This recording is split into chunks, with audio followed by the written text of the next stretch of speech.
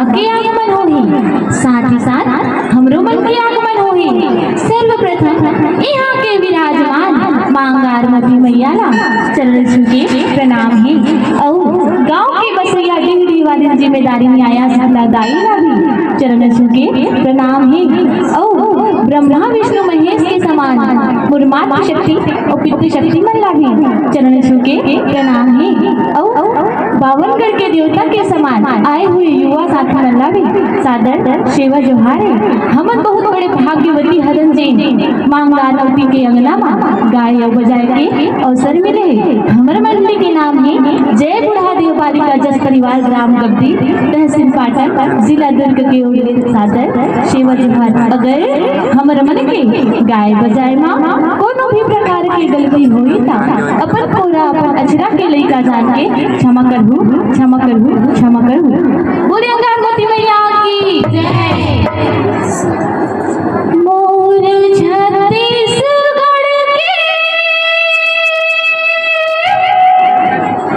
छत्तीस देवी सब प्रणाम है। सब